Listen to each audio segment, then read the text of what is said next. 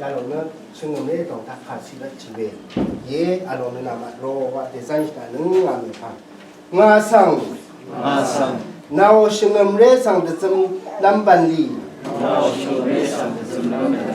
ยาลงเดพันนารัตหังอัทังเพงากไรเพสังโออาวังเอนาวมองดันพัดนาชวีอีอวันชะนาวชงมเรสังเชลชาลัมกะซึมลุนลัมรัดกษัตริย์สินดชันเชพลาเซอีงาสังนันนันนองกุนเอซึงดางาชันเชพลาเซอีซีเวจอนนองกุนนังกษัตริย์สินดเขนีนาชงมเรสังสมลัมเอกรายชงมเรสังเดซมเวบันลียาลงทาไงลูโนเวลงกุนคูงาอตองนึนมัสินชานึนดดำนึนสินนึดชังเบอีเดซมลัมรัดเตนีข้างเพมาดังคาสิรัชเงอาเมนเชื่อว่าจะสิ่งที่เราพูดชิมวันเลยดิฉันมาจะสิ่งที่นกบัตรกูเวงาขึ้นยาเลยด้วยจะสิ่งที่เราพูดพระมาส่งชิมวันมาเลยคือเดี๋ยวนี้ที่จะนกูที่นกบัตรเวงาพูดอย่างด้วยเขาเป็นอดีตโดนลูจีเลยกูเลยลูจีบาเลยแต่เดี๋ยวนี้พี่นี่เอาชีลาเลยนี่กูมันมาเลยลุงบอกมาเลยทุกเจสุดินชีเลยจังจะนเชื่อว่าเจสุดินสกัดโดนชิมบาดีเราลูกยินลาบาเนาะยินลากันเนี่ยสาบีเสียกับดินท้าลูจีดีมาดินโดนลูจีเลยอยู่ไหมสุดเลยเชื่อมาจนเราเลยบาดียินลาตัวจนเราบาพักมีเลยสุดเนาะที่ว่าสิ่งจนเราอยู่เลยชัวร์เนาะแต่มันดูวัตถุจนเราพักแต่ละลงเราจนเราพักอันนี้ปัจจัยบีมาลูกแค่เรื่องปัจจัยว่าเสียกับจนเราตัวนกปัจจัยเป็นสิ่งผู้ยังเนาะจนเราเปรี้ยวละเลยแต่เนี่ยจนเราก็สาวเป็นสิ่งผู้ยังเราจนเราเราไม่มีเยอะแต่ไม่ถ้าสิ่งผู้ยังเราลังดีจนเราที่เก็บดีนกปัจจัยกูเปรี้ยวไม่สุดบีมาจนเราอดีตโดนปัจจัยบีมาก็อดีตโดนปัจจัยบีมาดีแต่มันโดนวัตถุเทมากันนู้อดีตโดนเนี่ยปัจจัยบีมาเป็นจนเราคงอ่านอยู่อย่างไม่สุดเลยอย่างจนเรายุยเจตาละที่บ้านเลยจนเรายุยเจตาเลยจันเจ้าก็เราแต่มันโดนขันจีนี่อันเงี้ยเลเซนี่มาเลเซคงที่บ้านเลยแต่มันโดนขันจีนี่อันเงี้ยเลเซนี่มาเลเซคงจนเราดีอันนี้อารมณ์จังพัดว่าไหมตัวดูများดีแต่มันโดนดูอีสมัครอวาระกูขันชินอบ้าอติมพ่อชินมุกกูเพ่ชินปัฒนาพิวชินดูกูอเมย์สังเวยนี่จ้าอีลูอบ้าดูดีเจ้าลันชินชีดีพี่ด้วยแต่มันโดนดูดีများစွာသောနမိတ်လက္ခဏာအံဖွယ်သောအမှုတို့ကိုပြုကြ၏ယုံကြည်သောသူအပေါင်းတို့သည်တစုတဝေသည်နေကြသဖြင့်မိမိတို့ရှိသမျှကိုဆက်ဆံ၍သုံးဆောင်ကြ၏မိမိတို့ဥစ္စာပစ္စည်းများကိုရောင်းပြီးလျှင်လူများဆင်းရဲသည့်အတိုင်းအသီးသီးတို့အားဝေငှခြင်းကိုပြုကြ၏ထိုသူတို့သည်လည်းပိတ်မှန်တော်၌နေ့တိုင်းအစဉ်တညီတညွတ်တည်နေ၍ကိုယ်အိမ်၌မုတ်ကိုဖဲ့လျက်ကြီးဖြူရွှင်လန်းဝမ်းမြောက်သောစိတ်နှင့်အစာအာဟာရကိုသုံးဆောင်ကြ၏ဖျားသခင်ကိုလည်းချီးမွမ်း၍လူအပေါင်းတို့ရှေ့မှမျက်နှာပွင့်လန်းခြင်းအခွင့်ကိုရကြ၏ကယ်တင်ခြင်းတို့ရောက်သောသူတို့ကိုလည်းနေ့စဉ်မပြတ်ဖျားသခင်ဖျားသည်တင်းဝင်စေတော်မူ၏နှုတ်ကပတ်တော်ပဲဆုတောင်းရအောင်အရှင်တော်မူသောဖခင်ကိုရောရဲ့ကျေးဇူးတော်ကိုချီးမွမ်းပါတယ်ကိုရောရဲ့နှုတ်ကပတ်တော်သည်ယနေ့ဖခင်ရှင်ဒါ ဘောမှာလည်းကနှုတ်ရှာပစပ်ကိုဖွင့်ဟပေးတော်မူပါဂျာနာရတဲ့သူရောက်စီတဲ့နှလုံးသားကိုလည်းဖျားရှိတိဆောက်ဆရာဖြစ်ဖို့ရန်အတွက်အသက်ရှင်တဲ့နှုတ်ကပတ်တော်ဖြစ်ဖို့ရန်ကိုတော်လှုပ်ဝဲထဲလို့အနန္တခြင်းယေရှုခရစ်တော်နာမနဲ့ဆုတောင်းပါ၏အာမင်ကျွန်တော်တို့ရှင်မတဲ့ဒီဟာနဲ့ဒီကျမ်းပိုက်ကနေပတ်သက်ပြီးမှကျွန်တော်ရွေးချယ်ထားတဲ့ကောင်းစဉ်လေးကတော့ဖျားရှင်အလိုတော်ရှိတဲ့အသင်းတော်ဆိုပြီးမှကျွန်တော်ရွေးချယ်ထားပါတယ်ရှင်မတဲ့ခန်းကြီး16အငယ်18နဲ့19မှာခရစ်တော်ကဒီပေတရုကိုပြောထားတယ်ဆိုတော့ငါရဲ့အသင်းကိုငါတည်ထောင်မယ်လို့ပြောထားတယ်ဒီနေ့သူ့ရဲ့အသင်းတော်ကမရန်နိုင်ငံကနိုင်လို့မရဘူးတဲ့ယနေ့သူအသင်းတော်ကကျွန်တော်တို့မြင်နေရတဲ့အသင်းတော်ကိုပြောထားခြင်းမဟုတ်ပဲနဲ့နော်ကျွန်တော်တို့ယုံကြည်သူအားလုံးခရစ်တော်ထဲမှာကယ်တင်ရှင်ခရစ်တော်ကိုကယ်တင်ရှင်အဖြစ်လက်ခံတဲ့လူတွေအားလုံးကိုစုစည်းထားတဲ့ Universal Church ပေါ့နော်အဲ့ဒါကိုပြောထားခြင်းဖြစ်ပါတယ်ဒီအရာဒီယုံကြည်တဲ့လူတွေကိုတဲ့မရဏနိုင်ငံကသူနိုင်လို့ဘယ်တော့မှပျက်စီးလို့မရဘူးဆိုပြီးမှပြောထားပါတယ်ပြီးတော့အခန်းငယ်19ပြန်ကြည့်လိုက်ချိန်မှာအခန်းငယ်19မှာကဘာပြောတယ်ဆိုတော့ကောင်းကင်နိုင်ငံရဲ့တော့ကိုဖေးထားတယ်တဲ့ပီတာကိုပြောတဲ့အချိန်မှာကောင်းကင်နိုင်ငံရဲ့တော့ကပါလေဖျားတော်ခရစ်ပေတရုကိုလူတွေကိုကောင်းကင်တို့ခေါ်ဆောင်သွားဖို့မဟုတ်ပါပြောချင်တာကဖျားရှင်ရဲ့နိုင်ငံတော်ပဲဖြစ်ပါတယ်အဲ့ဒါကိုပြောချင်တာတော့ပါလေဆိုရင်တော့ရှင်မတဲ့28မှာပြောခရစ်တော်ပြောထားတဲ့အတိုင်းဒီတော့ကပါလေဆိုလူမျိုးတကာတို့ကိုတွားပြီးမှဟုတ်လားဗိသေဆန်ခံပေးဖို့ယုံကြည်လာတဲ့လူကိုခမဲတော်သားတော်တရှင်တော်ဝိညာဉ်တော်အဖြစ်ဟုတ်လားနေချင်းခံပေးဖို့ရတဲ့အဲ့ဒါကတော့ဖြစ်ပါတယ်ဒီတော့ကိုသူ့ရဲ့ပေတရုကပေးခြင်းမှာဖွင့်ပြခဲ့တယ်ဆိုတော့တမန်တော်ခန်းကြီး1မှာကျွန်တော်တို့တွေ့ရပါတယ်ပင်တေကုဒပွဲနေ့မှာသူကဒီတော့ကောင်းကင်နိုင်ငံတော့ကိုဒီချိန်မှာဖွင့်ပေးခဲ့တယ်ဖွင့်ပြခြင်းအဖြစ်လူတွေကဟုတ်လားခရစ်တော်ကိုတတ်တဲ့လူတွေအားလုံးရှိမှာခရစ်တော်ရဲ့အကြောင်းကိုဧဝံဂေလိတရားအကြောင်းကိုပြောတဲ့အချိန်မှာလူတွေကဟုတ်လားသူတို့ရဲ့စိတ်နှလုံးကွဲမတက်ခံစားရပြီးမှခရစ်တော်ကိုယုံကြည်လက်ခံလာတယ်အဲ့ဒီနေ့မှာလူပေါင်း3000ပြောင်းလဲသွားတယ်အဲ့ဒီနေ့ကလည်းစပြီးမှအသင်းတော်ကဖြစ်ပေါ်လာတယ်ဆိုတာအများပိုင်းကယုံကြည်ကြပါတယ်ဒါကြောင့်ကျွန်တော်တို့မြင်နေရတဲ့အသင်းတော်ထဲမှာဗောနော်အခုအသင်းတော်နဲ့ဒီလောကအထဲမှာကျွန်တော်တို့ကဖျားရှင်ရဲ့နိုင်ငံတော်ထဲကိုဝင်စားခွင့်ရတယ်ဆိုတာကိုလည်းသိရတယ်ဒီနေ့ဒီကနဦးအသင်းတော်အခုဒီ3000ပြောင်းလဲသွားတဲ့အသင်း3000ပြောင်းလဲခြင်းအဖြစ်အသင်းတော်ဒီထောင်ခဲ့တဲ့ကနဦးအသင်းတော်တွေဟာဘယ်လိုအသက်ရှင်နေထိုင်ခဲ့တယ်အသင်းသားများနဲ့ဒီအသင်းတော်လူကြီးတွေဘယ်လိုသူတို့ရဲ့အသက်တာမှာဘယ်လိုဆက်ဆံခြင်းအဖြစ်ဘယ်လိုဖျားရှင်ရဲ့နိုင်ငံတော်အတွက်ပါဝင်ခဲ့လဲဆိုတာကျွန်တော်တို့ကြည့်ရအောင်ပထမအနေဖြင့်တော့ကျွန်တော်တရားအသင်းသားတွေအားလုံးကိုလည်းခွန်အားပေးခြင်းနဲ့ပြီးတော့ရွေးချယ်ထားတဲ့အသင်းတော်လူကြီးတွေအတွက်လည်းပါဝင်ပါတယ်ပထမအားဖြင့်ကျွန်တော်ရွေးချယ်ထားတဲ့အရာကတော့အသင်းသားများရဲ့လိုက်လျှောက်မှုဆိုတဲ့အရာဖြစ်ပါတယ်ဒါကခန်းငယ်40နှစ်မှာထိုသူများသည်တမန်တော်တို့၏ဆုံးမဩဝါဒကိုခံခြင်းအပေါင်းအသင်းဖွဲ့ခြင်းမုတ်ကိုဖဲ့ခြင်းပထနာပြုခြင်းတို့ကိုအမြဲဆောင်ရွက်၍နေကြ၏ဒီနေ့ဒီပြောင်းလဲလာတဲ့လူတွေက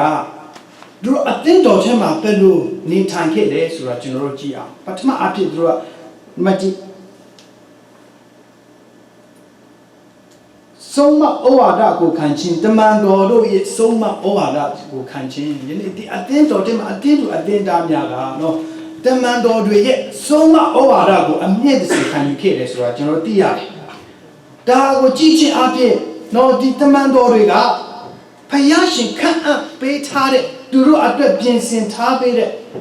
ဟုတ်လားဖယားရှင်ကလာတဲ့တမန်တော်တွေဖြစ်တယ်ဆိုတာသူတို့နှလုံးသားတွေကလည်းယုံကြည်တဲ့အတွက်သူတို့ရဲ့နှုတ်ကပတ်တော်အဖြစ်ဆုံးမတဲ့စကားကိုသူတို့အမြဲတည်းနားထောင်ခဲ့တယ်ဆိုတော့သိရတယ်ဒါကြောင့်ကျွန်တော်ခွန်အားပေးချင်တယ်ယနေ့ဒီအသင်းတော်ထဲမှာလည်းပေါ့နော်အသင်းတော်ကနေရွေးချယ်ထားတဲ့တင်းတော်လူကြီးတွေကဖျားရှင်ခွဲခန့်ထားတဲ့အရာဖြစ်ခွဲခန့်ထားတဲ့လူတွေဖြစ်တယ်ဒါကြောင့်ကျမတို့အသင်းတော်မှာရှိတဲ့အသင်းသားများအမြဲတစေသူတို့ရဲ့ဆုံးမတွေကိုနှုတ်ကပတ်တော်အဖြစ်တွင်တဲ့အရာတွေကိုကျွန်တော်တို့အမြဲ ကျွန်တော်ဗာလဲနားထောင်ရမယ်ဆိုတာနာခံရမယ်ဆိုတော့ကျွန်တော်ကနေဦးအသင်းတော်ကအတင်းနော်ယုံကြည်သူများရဲ့အသက်တာကိုကြည်ချင်းအဖြစ်ကျွန်တော်တို့ခွန်အားယူရမှာဖြစ်ပါတယ်ဆိုတာကိုခွန်အားပေးခြင်းနဲ့ဒုတိယအနေဖြင့်ဗောနော်ဒီအတင်းတို့အတင်းသားများကနှစ်ပတ်ဒုတိယအချင်းချင်းမိတ်ဟာရဖွဲ့ချင်းရှိတယ်သူရဲ့အသက်တာဗောနော်ပြောင်းလဲလာတဲ့အချိန်မှာသူရဲ့ဟာကခရစ်တော်ကနော်သူတို့အတွက်အသေးခံခဲ့တယ်ဆိုတဲ့အကြောင်းကိုသူတို့ကြားသိရတဲ့အချိန်မှာအင်မတန်ဝမ်းမြောက်ဝမ်းသာတဲ့အနေဖြင့်သူတို့လက်ခံတဲ့အတွက်သူတို့အချင်းချင်းတွေပါသူတို့ဒီအကြောင်းတွေကိုဖယားရှင်ဘလောက်ကြီးကောင်းမြတ်တယ်ဆိုတဲ့ဟာကိုသူတို့ဝေငှသက်သေခံခြင်းအပြင်အချင်းချင်းတရားနဲ့တရားမိဟာရဖွင့်ခဲ့တယ်ဆိုတော့ကျွန်တော်တို့သိရတယ်တို့အတူပဲကျွန်တော်တို့အသင်းတော်မှာလဲမော်ယုံကြည်တဲ့သူအချင်းချင်းကျွန်တော်တို့ဖယားရှင်ရဲ့ကောင်းမြတ်တဲ့အရာကိုကျွန်တော်တို့ပြောခြင်းအပြင်မိဟာရဖွင့်လို့ရတယ်ဂျန်တဲ့အရာတွေကိုပြောတာချက်နော်ဖျားရှင်ကကျွန်တော်တို့ကိုကျွန်တော်ကိုဘလောက်ကောင်းမြတ်တယ်လေဆိုတဲ့အရာတွေကိုတက်တက်ခံချင်းအပြင်ပြောလို့ရပါတယ်ဒါမျိုးပါအလုပ်နဲ့ပတ်သက်ပြီးမှအလုပ်ဘယ်တော့တခါတည်းစကားတွေကအလုပ်နဲ့ပတ်သက်ပြီးမှစကားဝိုင်းစားတဲ့ဟာတွေရှိပါတယ်ဒီအရာမှာလည်းတော့အလုပ်ထဲမှာလည်းကိုကလည်းဖျားရှင်ရဲ့အကောင်းတဲ့အကြောင်းကိုတက်တက်ခံလို့ရတယ်ကျွန်မအလုပ်ဟောတော့အစအလုပ်တဲ့အချိန်မှာကောင်းလေးမတက်ဘူးနော်မကျွမ်းကျင်ဘူးဒါပေမဲ့နောက်ပြီးမှဖျားရှင်ရဲ့ကျေးဇူးတော်ကြောင့်ကျွန်တော်ကောင်းလေးကောင်းလာတယ်ဟုတ်လားအလုပ်လေးကောင်းလေးဘာလဲလုံနိုင်သွားတယ်ဆိုတော့ဖျားရှင်ရဲ့ကောင်းမြတ်ခြင်းအကြောင်းကိုတယောက်နဲ့တယောက်ဟုတ်လားယုံကြည်တဲ့လူအချင်းမိဟာရဖွဲ့ပြီးမှချစ်ချင်းမြတ်တာကိုတိုးပွားစေတယ်ဆိုတာသိရှိရတယ်ဟုတ်လားအလုပ်ပြုတ်သွားရင်တော့မှဟုတ်လားအလုပ်ကိုတစ်သက်လုံးပြုတ်သွားတာမဟုတ်ဘဲနဲ့ဟောဖျားရှင်ကအလုပ်အသစ်ကိုပြန်ပြင်ဆင်ပေးပါတယ်ကျွန်တော်လှုပ်ဟိုတုန်းကလှုပ်တဲ့အလုပ်ချက်တာရွေးကောင်းတဲ့အလုပ်ကိုရတယ်ဆိုပြီးမှဘုရားရှင်တင့်ပေါ်မှာကောင်းမြတ်တဲ့အရာတွေကိုကျွန်တော်တို့ကနော်ညီကိုတယောက်ချင်းအချင်းချင်းကျွန်တော်တို့ဝေငှရင်းနဲ့ချစ်ချင်းမြတ်တာဖွဲ့တယ်ဆိုတာကျွန်တော်တို့သိရပါတယ်နောက်တစ်ချက်ကတော့အနေကလူအသင်းတော်တွေကအတူတကွစားတုံးချင်းဆူတောင်းချင်းအဖြစ်သူတို့ကမွေ့လျော်ခဲ့တယ်ဆိုတာကိုသိရတယ်ဒီမှာလေးစင်နဲ့ဒီပတနာပြုချင်းတို့ကိုအမြဲဆောင်ရွက်ရနေကြ၏တဲ့မုတ်ကိုဖဲ့ချင်းဒီမုတ်ကိုဖဲ့ချင်းဆိုတာဖះရှင်ရဲ့ခရစ်တော်ရဲ့ညစာစားခြင်းဒါမှမဟုတ်လေအတင်းတော်ရဲ့အတူတကွဘွဲလုပ်ပြီးမှစားတောက်တဲ့အရာတွေကိုလည်းဒီမှာတစ်ထဲမှာတွေ့ရတယ်ဒါပဲဘယ်လိုပဲဖြစ်ဖြစ်ဘာလို့ဒီခန်းကြီး20မှာပြန်ကြည့်တဲ့ချိန်မှာကနဦးအတင်းတော်တွေက9ရက်ပထမနေ့မှာသူတို့ခရစ်တော်ရဲ့ညစာကိုစားလေရှိတယ်ဆိုတာသိရတယ်ဘယ်လိုပဲဖြစ်ဖြစ်သူတို့ကဘယ်လိုလုပ်ခဲ့လဲဆိုရင်တော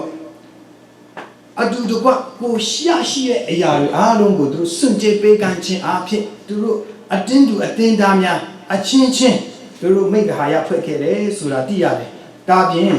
်ဒီမှာတော့မြန်မာလူနဲ့ကတော့ပထနာပြုခြင်းဆိုတာပဲပြောထားပါတယ်ရောအောင်လူနဲ့ကတော့ဂျူးချဲပါနော်ကျွန်တော်တို့ဒီမှာတွေ့ရတယ်ဒါပေမဲ့သူကဆူတောင်းအရင်အားကြီးတဲ့လူလေးဖြစ်ခဲ့တယ်ဆိုတော့ကျွန်တော်သိရတယ်ဒါကြောင့်ကျွန်တော်တို့အသင်းတော်မှာတော့ဆူတောင်းအားကြီးတဲ့ယုံကြည်သူတွေဖြစ်ရမယ်ဆိုတော့ကျွန်တော်အားပေးခြင်းတယ်ဘာကြောင့်လဲဆိုတော့ကျွန်တော်ခါတည်းဆူတောင်းဖို့လာတဲ့အချိန်မှာတချို့တွေကကိုယ့်အတွက်ပဲဆူတောင်းလာတယ်လည်းရှိတတ်တယ်သူများအတွက်ဆူတောင်းပေးမယ်ဆိုရင်တော့အချိန်ကကုန်သွားပြီဒါပေမဲ့ဒီနှုတ်ကပတ်တော်ကဘာပြောလဲကိုကလူတစ်ပါးအတွက်ဆူတောင်းပေးရမယ်ဘုရားရှင်ကကျမလိုအပ်တဲ့အရာတွေအားလုံးကိုတည်ထားတဲ့အရာဖြစ်တယ်ဒါမှကျွန်တော်ကကိုသူတစ်ပါးကိုဆူတောင်းပေးမှဟုတ်လားသူတစ်ပါးလေးကိုအတွက်ကိုဆူတောင်းပေးတာဖြစ်တယ်ဒါကြောင့်ဒီလိုနော်တယောက်ကိုတယောက်ဆူတောင်းခြင်းအဖြစ်ဆူတောင်းအားကြီးခြင်းအဖြစ်အတင်းတော်မှာကျွန်တော်အတင်းသားများကဟုတ်လားအသက်ရှင်နေထိုင်ခဲ့တယ်ဆိုတာကိုကျွန်တော်တို့သိရပါတယ်ပြီးတော့ဒုတိယတစ်ချက်အနေဖြင့်ကျွန်တော်ပြောချင်တာကမိမိအတင်းသားများကမိမိအတင်းတော်ထဲ၌ပျော်မွေ့ခြင်းရှိတယ်ဆိုတာကိုသိရတယ်အဲ့ဒါကလည်းကျွန်တော်ဘယ်ဟာကိုကောက်ယူထားတယ်ဆိုတော့44အငယ်46ကြည့်ယုံကြည်တော်သူအပေါင်းတို့သည်သူစုသူဝေးသည်နေကြသည်ဖြင့်မိမိတို့ရှိသမျှကိုဆက်ဆံ၍သုံးဆောင်ကြ၏မိမိတို့ဥစ္စာပစ္စည်းများကိုရောင်းပြီးလျှင်လူများဆင်းရဲသည့်အတိုင်းအတီးတီတို့အားဝေငှခြင်းကိုပြုကြ၏ထိုသူတို့သည်လည်းဗိမာန်တော်၌နေ့တိုင်းတညီတညွတ်တည်နေ၍ကိုယ်အိမ်၌မုတ်ကိုဖဲ့လျက်ကြီးဖြူဝမ်းမြောက်သောစိတ်နှင့်အစာအာဟာရကိုသုံးဆောင်ကြတယ်ဆိုတာကျွန်တော်တို့သိရတယ်သူတို့ကချစ်ချင်းမြတ်တာပြတာခဲ့တယ်နော်သူတို့ကတမန်တော်တွေရဲ့ဆုံးမစကားကိုနားထောင်ခြင်းအချင်းချင်းမိတ်ဟာရဖွဲ့ခြင်းဆုတောင်းခြင်းမှာအားကြီးတွေဒါမကပဲသူတို့အချင်းချင်းနဲ့လိုအပ်တဲ့လူတွေကိုမှလည်းသူတို့ကကူညီပံ့ပိုးခဲ့တယ်ဆိုတော့ကျွန်တော်သိရတယ် ဘာကြောင့်လဲဒါကြောင့်ကနဦးအသင်းတော်မှာဆင်းရဲတဲ့လူတွေချမ်းသာတဲ့လူမရှိဘူးဆိုတာကျွန်တော်တို့သိရတယ်ဘာကြောင့်လဲသူတို့ရှိတဲ့အရာတွေကိုဖျားကြောင်းထဲမှာလူပြီးမှဟုတ်လားမရှိဆင်းရဲတာကိုဝင်ရတယ်ဒါကြောင့်မရှိတဲ့လူလည်းမရှိတော့ပဲရှိတဲ့များများရှိတဲ့တွေများများရှိတဲ့လူတွေလည်းမရှိတော့ပဲအားလုံးကတင်ကြီးတဲ့ညွတ်တဲ့ရှိကြတယ်ဆိုတာကိုကျွန်တော်တို့သိရတယ်ဒါကြောင့်ကျွန်တော်တို့အသက်တာထဲမှာလည်းတော့ကိုသူတပါကိုကောင်းတဲ့ကြောင့်ကိုကောင်းတာမဟုတ်ဘဲနဲ့သူမကောင်းရင်တောင်မှသူလိုအပ်တဲ့အချိန်မှာကျွန်တော်တို့ဂုဏ်ကြီးဆောက်မှဖို့ဖျားရှင်ရဲ့နှုတ်ကပတ်တော်ဟာအလိုတော်ရှိတယ်ဆိုတော့ကျွန်တော်တို့သိရတယ်ဒါအပြင်46မှာသူတို့ကသူရဲ့ community ထဲမှာကျွန်တော်ပျော်မွေ့တယ်ဆိုတာကိုကျွန်တော်တို့သိရတယ်ယနေ့တော့သူတို့ကယူဒဘာသာနဲ့ပြောင်းလဲလာတဲ့လူဖြစ်တယ်ကလုံးကိုကျင်းတော်တယ်ဒီယူဒဘာသာကနဲ့မိယိုဖလာသူတို့က Moses law ကိုလိုက်လျှောက်ခြင်းအဖြစ်အသက်ရှင်တဲ့လူဖြစ်တယ်။ဒါပေမဲ့ခရစ်တော်ရဲ့အကြောင်းကိုသူတို့သိရတဲ့အချိန်မှာသူတို့ပြောင်းလဲသွားတယ်။ဘယ်တော့မှပြန်လဲနောက်ပြန်မလဲကြည့်ဘူး။ဒီပြောင်းလဲခြင်း3000ဒီလူတွေကသူတို့ရဲ့ community ထဲမှာကျွန်တော်တို့အလွန်ပြောရှင်းနေဆိုတာကျွန်တော်တို့သိရတယ်။ဒါကြောင့်ကျွန်တော်တို့ RCC အသင်းတော်ထဲမှာရှိတဲ့အသင်းသူအသင်းသားများလဲကျွန်တော်တို့ RCC မှာနေကြကျွန်တော်တို့နော် member ဖြစ်နေတဲ့ဒီနေ့ကျွန်တော်တို့ပြောရှင်းရမှာဖြစ်ပါတယ်။ဖျားရှင်ကကျွန်တော်တို့ကိုဒီမှာနော် accident ဖြစ်ပြီးမှပို့ဆောင်ထားတာမဟုတ်ပါဘူး။ဖျားရှင်အကြံစီရှိပါတယ်ကျွန်တော်တို့အထဲမှာဒီအသင်းတော်ထဲမှာကျွန်တော်တို့ကိုတူတယောက်ချင်းထားရှိတာဖျားရှင်ရဲ့အကြံစီရှိပါတယ်။ဒါကြောင့်ကျွန်တော်တို့ဟာဒီအသင်းတော်ထဲမှာပြောရှင်းရတယ်ဆိုတာကိုကျွန်တော်ခွန်အားပေးချင်ပါတယ်။ဒါတွေကတော့ဒီကနဦးအသင်းတော်ထဲကလည်းအတင်းသူအသင်းသားများတမန်တော်တွေရဲ့စကားကိုဘယ်လိုနာခံခဲ့ကြလဲသူတို့အချင်းချင်းဘယ်လိုမိတ္တာရဖွဲ့ခဲ့လဲပြီးတော့သူတို့ရဲ့အသက်တာထဲမှာဖျားရှင်ကိုဘယ်လောက်ထိမွေ့လျော်ခဲ့တယ်ဆိုတာကိုအတင်းသူအတင်းသားများယနေ့ထိုအတင်းသူအတင်းသားများရဲ့လိုက်လျှောက်ခြင်းအပြင်ကျွန်တော်တို့လည်းကျွန်တော်တို့အတင်းသူအတင်းသားများအားလုံးလည်းကျွန်တော်တို့ဘာလဲခွန်အားယူဖို့ရန်အတွက်ကျွန်တော်တိုက်တွန်းချင်ပါတယ်တတိယတစ်ချက်အနေဖြင့်ဒီအပိုင်းကတော့တမန်တော်များရဲ့အသက်တာနဲ့ပတ်သက်ပြီးမှကျွန်တော်ခွန်အားပေးချင်ပါတယ်အခန်းငယ်43မှာလူအပေါင်းတို့သည်ကြောက်လန့်ခြင်းရှိသည်ဖြစ်၍တမန်တော်တို့သည်များစွာသောနမိတ်လက္ခဏာအံ့ဖွယ်သောအမှုတို့ကိုပြုကြ၏တမန်တော်ခန်းကြီး20အငယ်28မှာဒီအရာနော်တမန်တော်တွေကိုတော့ဖျားရှင်ခွဲခတ်ထားတဲ့ဖျားရှင်ရဲ့အမှုတော်ဆောင်တွေဖြစ်တယ်ဆိုတာကျွန်တော်တို့ကအရင်လုံးကလည်းဆရာကြုံစင်ပြောထားပါပြီဒါတွေကဖျားရှင်ကခွဲခတ်ထားတဲ့လူတွေဖြစ်တယ်ဆိုတာတန်ပြဖြစ်စရာမရှိဘူးဒါတော့ဒီတမန်တော်တွေကဘာလုပ်လဲဆိုရင်တော့များစွာသောနမိတ်လက္ခဏာအံ့ဖွယ်သောအမှုတို့ကိုပြုကြတယ်ယနေ့တမန်တော်တွေကိုယနေ့တင်းတော်ထဲမှာတင်းတော်လူကြီးတွေကအခွင့်အာဏာကယနေ့ဖျားရှင်ရဲ့အမှုတော်ကိုလူတွေမတိတဲ့နေရာမှာအောဖွယ်ဆိုတာပြုဖို့ရန်အတွက်အခွင့်အာဏာပေးထားခြင်းဖြစ်ပါတယ်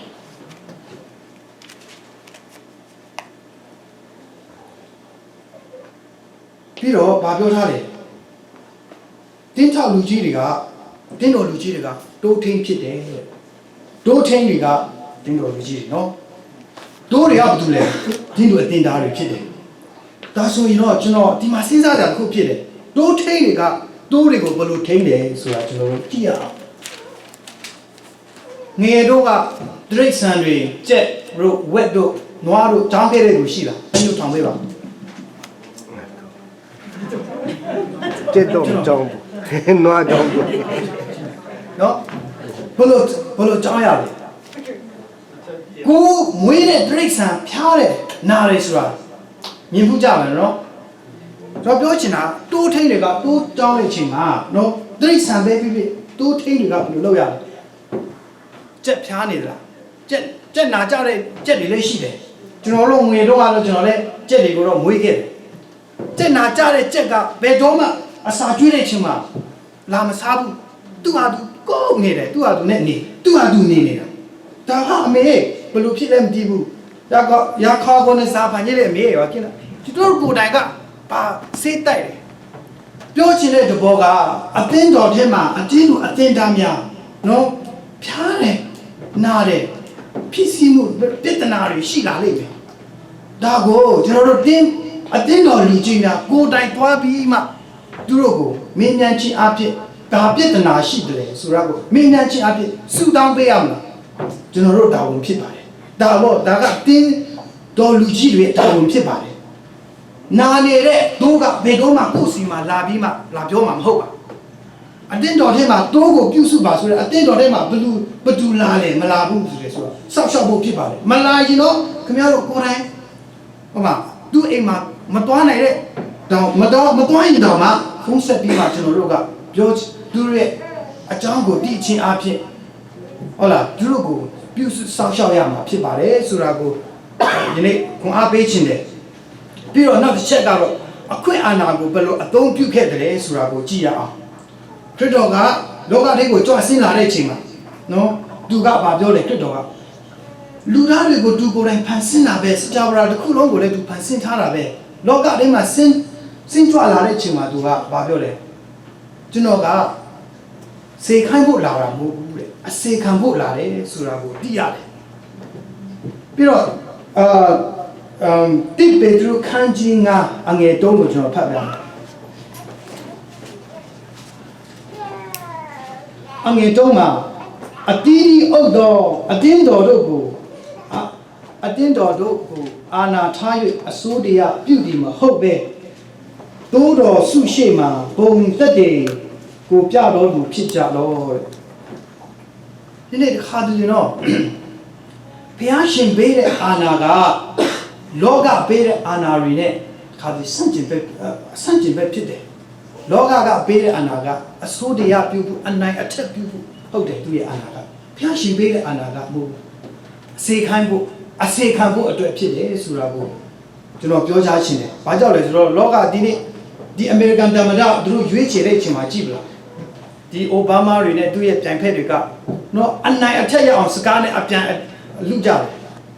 ဒါကြောင့်တော့လောကရဲ့အာဏာတွေကဘယ်လိုလဲအနိုင်အထက်ရရှိဖို့ပဲ။ဒါပေမဲ့ဘုရားရှင်ပေးတဲ့အာဏာကအစေခံဖို့ပဲဆိုတာသိရတယ်။ဒါနဲ့ပတ်သက်ပြီးမှရှင်ဘောဓုကဘယ်လိုပြောထားလဲဆိုရင်တော့ခန်းကြီး20တမန်တော်ခန်းကြီး20အငယ်19မှာအလုံးနေချသောစိတ်ရှိလက်မြင့်ကြီးကြလက်ယူဒလူတို့၏မကောင်းသောအကြံအားဖြင့်စုံစမ်းနောက်ဆက်ခြင်းကိုခံရက်သခင်ဖျား၏အမှုတော်ကိုငါဆောင်ရွက်ဒီအကြောင်းအရာကိုတင်တို့သိကြ၏ရှင်ဘောလူကဘယ်လိုအမှုတော်ဆောင်ခဲ့တယ်ဆိုတာတော့သူရဲ့ဧဝံဂေလိတရားဟောတဲ့နေရာတိုင်းမှာယုံကြည်လာတဲ့လူကိုယူဒလူမျိုးသူရဲ့လူမျိုးတွေပဲဟုတ်လားတွေးထိုးပြီးမှသူ့ကိုမကောင်းအောင်လုပ်ခဲ့တယ်ဆိုတော့ကျွန်တော်သိရတယ်ဒါနဲ့နောက်တစ်ခုကတမန်တော်ခန်းကြီး14အငယ်19မှာဖတ်တဲ့အချိန်မှာဘောလူကိုဘယ်လောက်ထိနောက်ဆက်လဲဆိုတော့လူဒါရမျိုးပါဘာနာပါနဲ့ဘောလူကဖျားရဲ့ဧဝံဂေလိအကြောင်းပြောတဲ့အချိန်မှာမြို့သူမြို့သားတွေအားလုံးကဟုတ်လားလက်ခံလာလိုက်တယ်သူတို့ကနမိတ်လက္ခဏာကိုပြလိုက်တဲ့အဖြစ်ဟုတ်လားငယ်ကလေးကနဲ့ဥစားပါလေချင်းမတန်ဆွမ်းတဲ့လူကိုခရစ်တော်နာမအဖြစ်ပျောက်ကင်းစေဆိုတဲ့ဖခင်ခင်ပေးတဲ့အခွင့်အာဏာအဖြစ်ပျောက်ခိုင်းသွားတဲ့ချိန်မှာနော်သူတို့ရဲ့ဒီမှာရှိတဲ့ဒီမြို့ကလူတွေအားလုံးကသူတို့ကိုယုံကြည်လာကြတယ်ဘလို့ပဲအကြည့်တော်ယုံကြည်လာတဲ့ဆိုတော့သူတို့ရဲ့နတ်ဖခင်ဖြစ်ပါတယ်ဆိုပြီးမှဖခင်လို့ကိုးကွယ်ဖို့သူတို့လက်ခံလာတယ်ရှင်ဘောလို့သူဘာနာပါနဲ့ဘောလို့ကဘာပြောလဲငါကိုမကိုးကွယ်ပါနဲ့ဒီတို့လိုပဲကျွန်တော်လူသားဖြစ်ပါတယ်ဆိုပြီးမှသူတို့ကိုဟုတ်လားကိုးကွယ်ခွင့်မပေးခဲ့ဘူးအဲ့ဒါနဲ့ဒီလူတွေကိုပဲယူဒလူတွေကပြန်ပြီးတော့တွေးထိုးပြီးမှဒီအခန်းကြီး14ကို19အနောက်မှာဖတ်တော့တယ်ဆိုမှသိရတယ်အခုနကတော့သူတို့ကိုနော်ဖျားနေရထားပြီးမှချင်းမြောက်ထားတဲ့လူတွေကသူတို့ကိုကဲနဲ့ပေါက်ပြီးမှတေပြီးဆိုပြီးမှမြုပ်ပြီးထဲကိုသူတို့ကခေါ်ဆောင်သွားတယ်ဘလောက်ထိယူဒလူတွေကသူတို့ကိုတွေးထိုးတယ်ဆိုတာနော်ဒါပေမဲ့ဗါလေတမန်တော်ဘောတို့ကဘယ်တော့မှတုံ့ပြန်မှုမရှိခဲ့ဘူးဒီလူတွေကိုဒါကြောင့်ကျွန်တော်ပြောချင်တယ်ယနေ့အတင်းတော်လူကြီးများဒီနေ့မိမိတို့လှုပ်ဆောင်တဲ့အချိန်မှာ တင်းတို့အတင်းသားတွေဘာမို့ဘေးအလူတွေကတော့အမျိုးမျိုးကိရဲ့တန်တွေလဲကြားရမှာပဲဘာကြောင့်လဲလူသားတွေပဲကျွန်တော်တို့အားလုံးကလူသားတွေမဟုတ်လားအတင်းတော်လူချင်းပြောနေဖယားကိုယ်တော်ကျွန်တော်တို့အမျိုးစုဗါလေညီငယ်တွေတို့ညရှိတယ်ဖယားကိုယ်တော်တစ်ခါတလေကျွန်တော်တို့ဒုက္ခရောက်တဲ့အချိန်မှာအပြစ်တင်တဲ့လူရှိတယ်မဟုတ်ဘူးလားဒီလိုပဲကွာနော်ကျွန်တော်တို့အတင်းတော်ထဲမှာလဲတင်းတော်လူကလှုပ်ဆောင်တဲ့အချိန်မှာဒီခါတည်းဟုတ်လားသူတို့ပြောတန်တွေကိုကျွန်တော်တို့ကိရဲ့တန်တွေဟုတ်လားမဟုတ်မမှန်တဲ့ပြောတန်တွေလည်းကျွန်တော်ကြားရဒါပေမဲ့ဒီရှင်တမန်တော်ဘောလို့ကဘယ်တော့မှသူတို့ယူဒလူမျိုးတွေကိုသူတို့လက်စားချေတယ်ဆိုတာမရှိခဲ့ဘူးတော့ကျွန်တော်တို့မှတ်ထားရမှာကကျွန်တော်ခွန်အားယူရမှာကဟုတ်လားဘယ်တော့မှလူစပါးတွေကိုလက်စားမချေဖို့ရအတွက်ခွန်အားယူဖို့ရကျွန်တော်တိုက်တွန်းချင်ပါတယ်နောက်ဆုံးတစ်ချက်အနေအဖြစ်ဒီအသင်းတော်ကိုအသင်းတော်လူကြီးများကဘယ်လိုပို့ဆောင်ခဲ့လဲဆိုဝိညာဉ်ရေးရပြည့်ဝပြီးနိုးထတဲ့အသင်းတော်အဖြစ်ဦးဆောင်ခဲ့တယ်ဆိုတာကျွန်တော်တို့သိရတယ်ဘုရားရှင်ရဲ့နှုတ်ကပတ်တော်ဟာတကိုးတော်အဖြစ်အတင်းတော်လူကြီးတွေဟာအတင်းတော်ကိုဥဆောင်တာဖြစ်ပါတယ်အတင်းတော်တစ်ခုလုံးကဘုရားမွေ့နဲ့မွေ့ရော်တယ်ဆုတောင်းအားကြီးလာတယ်ဧဝံဂေလိတရားကိုတာ၍လှုပ်ဆောင်တာဒါတွေကအတင်းတော်လူကြီးတွေတမန်တော်တွေသူတို့နှုတ်ကပတ်တော်တကယ်တကိုးပါတဲ့နှုတ်ကပတ်တော်ကိုတိုက်ကျွေးလိုက်တဲ့အချိန်ဖြစ်ပါတယ်ဒါကြောင့်ဒီခန်းကြီးနှစ်မှာဖတ်တဲ့အချိန်မှာနော်သူတို့ဧဝံဂေလိတရားကိုပြောတယ်လူ3000ကျောင်းလဲသွားတယ်တမန်တော်ခန်းကြီး3မှာပြန်ကြည့်တဲ့အချိန်မှာလဲ3000ထက်9000ကျောင်းလဲသွားတယ်တဲ့ကျွန်တော်တို့သိရတယ်ပြီးတော့တမန်တော်ခန်းကြီး6ကိုပြန်ဖတ်တဲ့အချိန်မှာအသင်းတော်ကယေရုရှလင်မြို့မှာပဲရှိခဲ့တယ်ဒါပေမဲ့ခန်းကြီး8ကိုပြန်ဖတ်တဲ့အချိန်မှာအသင်းတော်ကယေရုရှလင်မြို့တွေတာမကယူဒာပြည်ရှာမာရိပြည်အနက်ပြအသင်းတော်ကျွန်တော်တို့ပြတ်သွားသွားတယ်ဆိုတာသိရတယ်ဒါကြောင့်ဖျားရှင်ရဲ့အလိုတော်ကပါတယ်ကျွန်တော်အသင်းတော်ကိုပြတ်သွားဖို့ဖြစ်ပါတယ်တနေ့ပြီးလူဦးရေတိုးလာပြီးတော့ဖျားရဲ့နိုင်ငံတော်ကိုဝင်စားဖို့ရန်အတွက်ဖျားရှင်အလိုရှိတယ်ဆိုတာကိုသိရတယ်ဒါကြောင့်ကျွန်တော်နိဒာအနေဖြစ်နိကောအနေဖြစ်ကျွန်တော်ကြားနာရတဲ့နှုတ်ကပတ်တော်အတိုင်းပဲကျွန်တော်ကနဦးအသင်းတော်တွေဟာအတင်းတို့အသင်းသားများကတကယ်ပြင်ပဲเนาะဒီတော့တမန်တော်တွေရဲ့ဆိုဆုံးမစကားအချင်းချင်းသူတို့ရန်ပင်းကူညီချင်းစုတောင်းအားကြီးတဲ့နေရာမှာသူတို့ကအလွန်ဖျားမွေးနဲ့ဝိတ်တော်ခဲ့ပါတယ်တမန်တော်တွေလည်းဖျားရှင်ရဲ့တကူတော်ကိုပြသခြင်းအားဖြင့်เนาะအတင်းတော်ကိုဦးစီးဦးဆောင်ခဲ့တယ်ဆိုတော့ကျွန်တော်တို့သိရတယ်ဒါကြောင့်တမန်ဘုရားရှင်ရဲ့ဧဝံဂေလိတရားကိုပြောလို့ရှင်ဘောလုကိုပြောလဲဆိုရင်တော့မင်းကြီးတွေကနော်လောကီနိုင်ငံကိုမောက်လန်တဲ့သူတွေဆိုပြီးမှပြောခဲ့ဒါကိုကျွန်တော်တို့ဟိုတုန်းကဆရာကျေတွေလည်းဒီအကြောင်းကိုပြောခဲ့တာအဲ့ဒါပတ်သက်ပြီးတော့ကျွန်တော်တို့အသင်းတော်ကလည်းဗောနော်ဒီလောကီနိုင်ငံကိုမောက်လန်တယ်ဆိုတော့ဘုရားရှင်ရဲ့ဧဝံဂေလိတရားကိုပြောလိုက်တဲ့အတွက်ဖြစ်ပါတယ်ကျွန်တော်ဒါကြောင့်ကျွန်တော်တို့ RCC အသင်းတော်ထဲမှာရှိတဲ့ယုံကြည်သူအရောက်စီတိုင်းဒီလေနော်ဖျားရှင်ရဲ့အကြောင်းကိုမတိသေးတဲ့အမောင်ထဲမှာကြာရောက်နေတဲ့လူတွေဒီနေ့အလင်းထဲတို့ကြောက်ရှိလာအောင်ဒီ Dallas Forward တင်တာမကအမေရိကန်တစ်ခုလုံးနော်ကမ္ဘာတစ်ခုလုံးကိုမောက်လာနိုင်တဲ့ RCC အသင်းတော်ဖြစ်ကြဖို့ရအတွက်ရောက်စီတိုင်းကိုခွန်အားပေးလို့တာအလောင်းနေပဲရက်နာပါတယ်အလုံးပေါ်ဖျားရှင်ကောင်းကြီးပေးပါစေ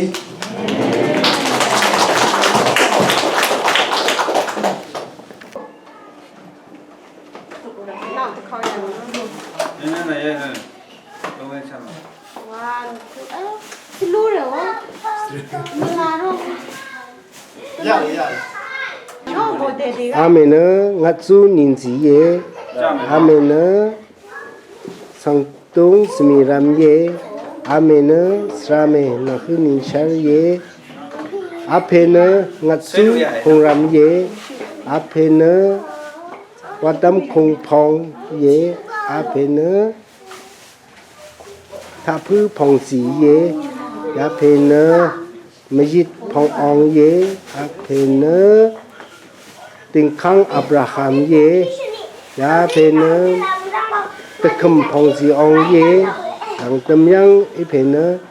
pongsi pongsin ye ang mana RCCC shengamre shilshu ri yami deni keni